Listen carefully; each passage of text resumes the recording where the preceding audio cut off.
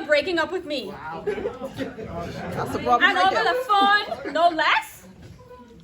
You must be crazy. How you doing? Good evening, Chairman, fellow Toastmasters, and guests.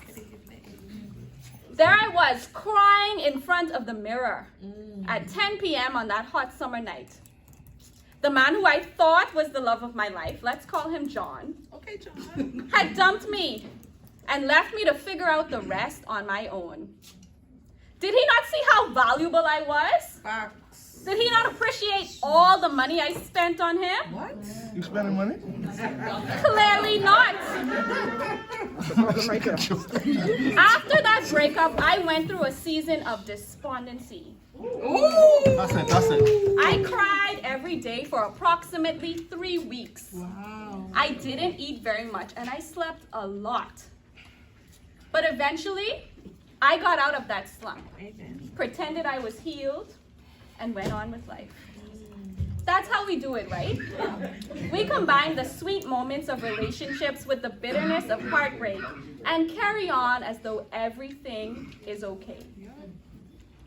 But clearly some things were still unsettled because I quit my job, started working part-time, and went on a dating hiatus.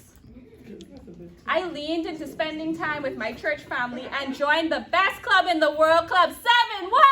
7-8. This club is ground. Y'all just together, boy. But there was still something missing. I wanted to be in a relationship with someone who truly cared about me, but my toxic relationship senses were still tingling. Toxic is bad. I was waiting and waiting and waiting. And on November 20th, 2022, I prayed a special prayer Prayers, girl. and decided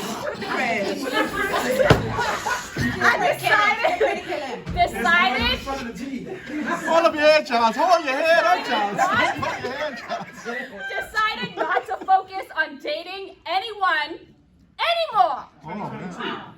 Write it down. Write this down. Yeah. 1 month later, fellow Toastmasters and guests. 1 month later, on December 22nd, 2022, I was sitting across from someone at Twisted Lime as he expressed his interest in me. I was skeptical, Charles, but I Charles, decided Charles, scratching the head. to not let my past experiences stop me from exploring a new relationship. I decided to not let the bitterness of my past stop me from enjoying the sweetness of a new romantic adventure. And fellow Toastmasters and guests, oh, how sweet it was. Yeah, my box now. Take it easy, Chanel. Take it easy. Good. I spent time learning about this gentleman, Yes. finding out that we shared the same values, and I even started believing this relationship could work out.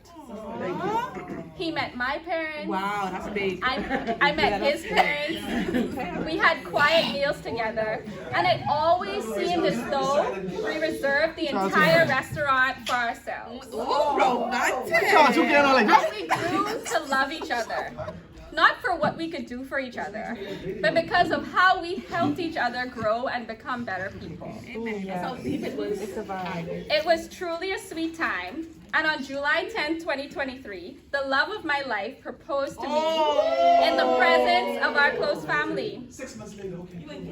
It was an awesome ride. It was truly an awesome ride, and then the bitterness hit.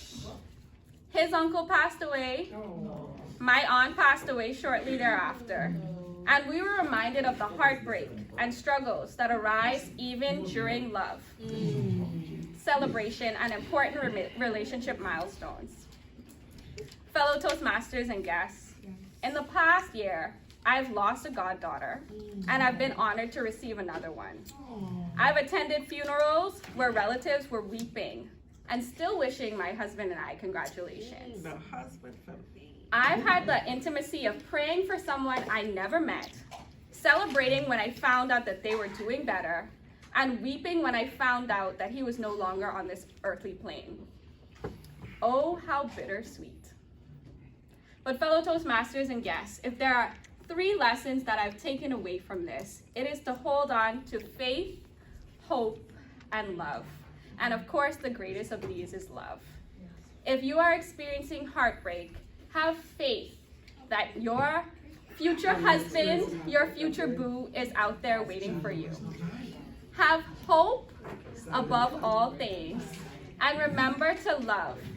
If after that heartbreak at 10 p.m. at night, I decided to close off my heart and no longer love and be vulnerable, I would not be here sharing this story with you about a completely whirlwind experience that I never imagined. But here I am in the bitterness and the sweetness, encouraging you to hold on to faith, hope, and love.